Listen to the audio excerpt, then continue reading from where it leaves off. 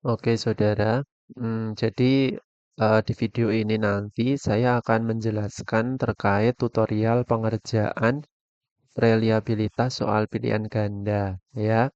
Nah, reliabilitas soal pilihan ganda sendiri nanti menggunakan perhitungannya itu menggunakan rumus Kuderi-Richardson.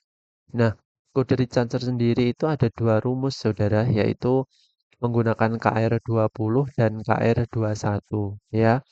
Jadi penggunaan rumusnya ada dua, tapi hasil akhirnya itu nanti sama. Terserah nanti Anda ingin menggunakan rumus yang KR20 atau KR21, yaitu menyesuaikan saja terkait atau dengan soalnya nanti ya. Tapi kalau nanti Anda sebagai latihan ini ya usahakan kerjakan dua-duanya ya. Nanti kan eh, anda tinggal mengikuti langkahnya kalau soal itu memintanya itu menghitung pakai KR20 atau KR21 ya, begitu. Jadi kalau latihan nanti Anda latihan itu kerjakan dua-duanya ya. Nah, untuk menghitung rumus kode Richardson ini Anda perlu menyiapkan tabel, saudara ya. Anda perlu menyiapkan tabel terkait eh, butir soal ya, butir soal pilihan ganda yang sudah Anda apa namanya buat ya, datanya sudah Anda buat. Ini data ini samakan dengan data validitas soal pilihan ganda ya, Saudara. Jadi datanya sama saja ya. Nah, di sini saya menggunakan data sebanyak 13 butir soal, Saudara ya, 13 butir soal dan 8 responden ya. Ini contoh saya ya. Nanti untuk Anda itu ya sesuai dengan data yang ada di validitas pilihan ganda yang pernah Anda kerjakan ya.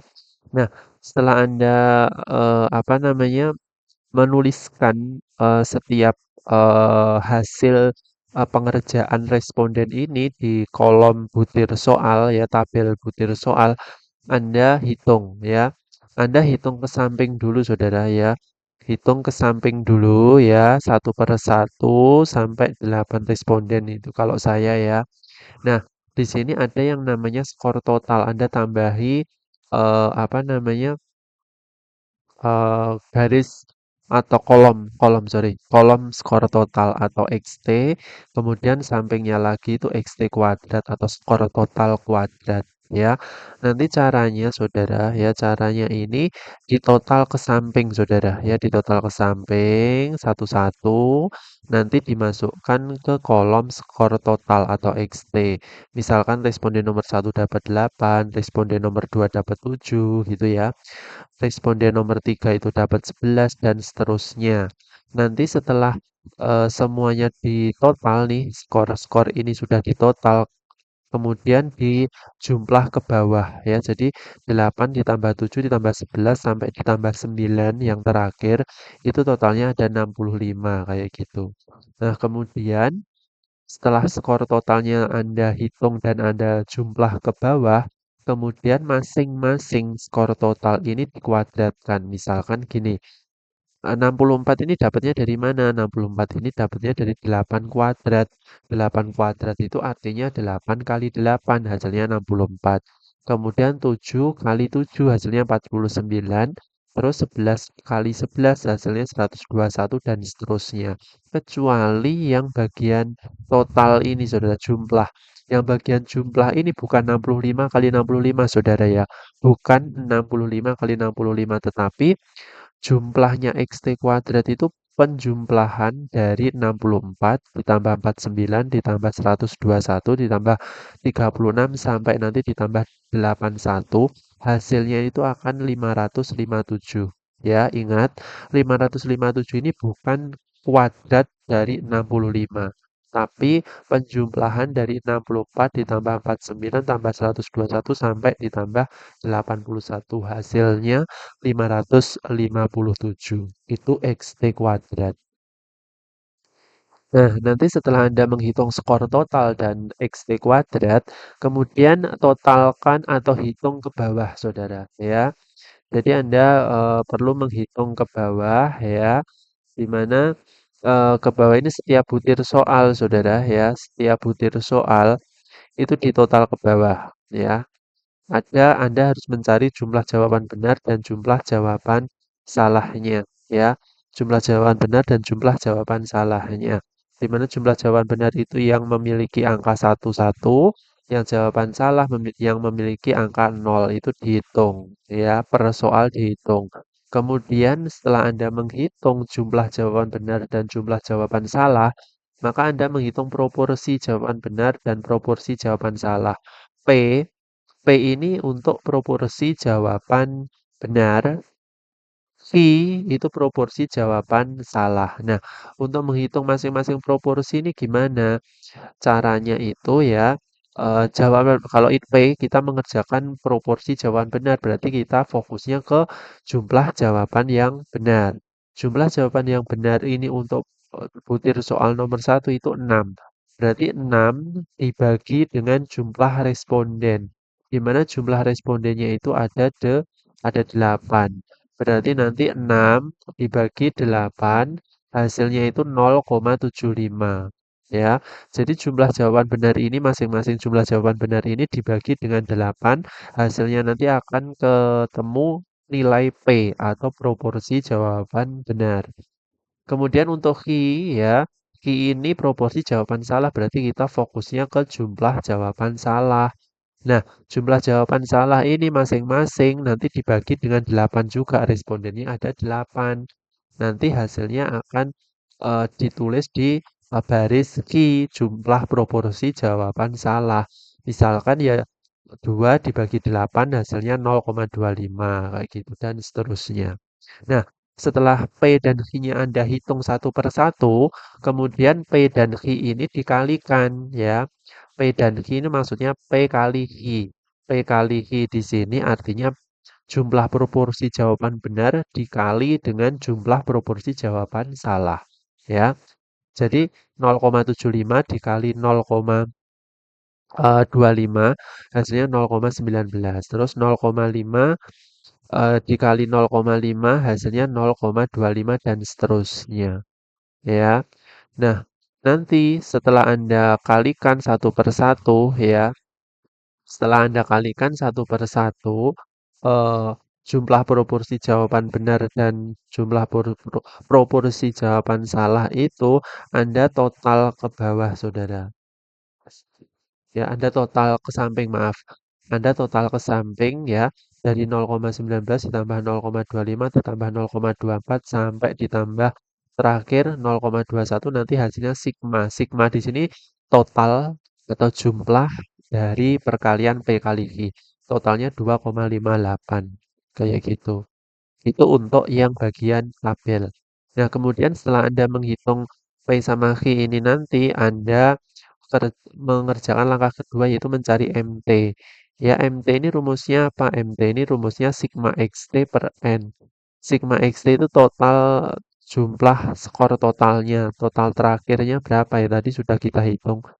Itu 65, saudara. Ya, 65 skor total XT-nya. 65 ditulis 65 di sini dibagi 8 N-nya ini. N ini total responden. Nah, respondennya ada berapa? 8.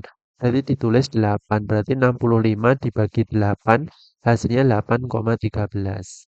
Nah, setelah itu mencari ST kuadrat ya. Setelah itu mencari XT kuadrat, di mana ST kuadrat ini rumusnya sigma XT kuadrat dibagi N. Nah, sekarang sigma XT kuadrat tadi sampingnya kolom XT atau skor total. Nah, ini. XT kuadrat itu yang ini. Ya, XT kuadrat yang ini hasilnya berapa hasil akhirnya? Oh, 557.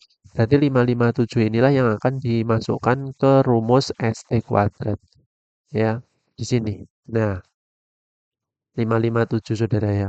557 dibagi N. N-nya ini apa? N-nya jumlah responden yaitu 8.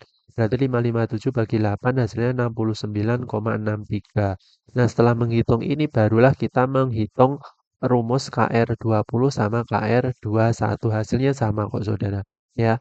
Nah, kita kerjakan yang rumus KR20 dulu. Rumus KR20 itu rumusnya dalam kurung K per K min 1 tutup kurung dikali, ini dikali saudara, kali dalam kurung ST kuadrat dikurangi sigma PI HI per ST kuadrat tutup kurung itu rumus dari KR20. Nah, tinggal kita mengikuti rumusnya ini saja ya. Untuk KR20 itu kan tadi rumusnya awalnya K per K min 1. K ini apa sih? K ini jumlah soal ya. K itu jumlah soal. Tadi saya membuat soalnya ini sebanyak 13 ya. Saya membuat soalnya sebanyak 13 sehingga di sini saya tulis 13 per 13 min 1 ya. 13 per 13 min 1 tutup kurung ya. Kemudian dikali ya, dikali ini dalam kurung lagi ST kuadrat. ST kuadrat tadi kita sudah menghitung yaitu 69,63 tadi di atas ini. ST kuadratnya 69,63. Terus kemudian dikurangi sigma PI/HI perkalian antara proporsi jawaban benar dikali proporsi jawaban salah tadi saudara. Tapi yang jumlah total akhirnya saja yang kita ambil ya itu sebesar 2,58. Kita lihat tadi. Nah, ini tadi kan kita sudah mengalihkan P sama Q kemudian hasilnya ditotalkan ya atau dijumlah yaitu sebesar 2,58. Ya sudah dimasukkan saja ke rumus KR20 2,58 dibagi ST kuadrat. ST kuadratnya sama 69,63. Setelah itu baru dihitung ya. Jadi 13 kurangi 1, 12. Berarti hasilnya 13 per 12 kali 69,63 dikurangi 2,58 itu 67,5. 05, sorry, 67,05 dibagi 69,63. Nanti hasilnya sama-sama dibagi 13 bagi 12 itu 1,08. 67,05 dibagi 69,63 itu 0,96. Nanti hasilnya ini dikalikan, masing-masing dikalikan hasil akhirnya 1,04 untuk KR20. Nah, sedangkan untuk KR21 bagaimana? Untuk KR21 ya, rumusnya berbeda ya. KR21 sama dengan dalam kurung K per K min 1 tutup kurung dikali dalam kurung 1 min MT kali ini kali ya ini kali dulu dalam kurung K min MT tutup kurung dibagi K kali ST kuadrat ya tutup kurung terus ditutup kurung lagi tinggal dimasuk-masukkan sesuai komponen rumus ya jadi KR21 sama dengan K. K tadi kan jumlah soal. Jumlah soal yang saya buat itu 13. Berarti 13 per 13 min 1. Dikurang, kali ya, sorry. Dikali tutup dalam kurung 1. Satunya ditulis ini sudah paten rumus, yaitu 1. 1 dikurangi MT. MT-nya tadi berapa? Kita sudah menghitung MT nih. MT-nya tadi 8,13. Berarti ini yang dimasukkan ke rumus KR21. 8,13 di sini ya. Nah, ini 8,13 dikali K. K-nya tadi jumlah soalnya 13 dikurangi MT yaitu 8,13 tutup kurung dibagi K kali ST kuadrat. K-nya tadi 13, ST kuadratnya tadi sudah kita hitung juga 69,63. Nah, ini dihitung. Nanti hasil akhirnya itu juga sama 1,04. Ya, kalau sudah sama, baru kita simpulkan apakah soal ini itu reliable atau tidak. Ya, jadi langkah 5 karena kesimpulan ya langkah 5 ini karena KR20 dan KR21 itu sama-sama sebesar 1,04 sehingga 1,04 itu lebih besar dari 0,70 maka butir soal itu dikatakan reliable. Kok langsung 0,70?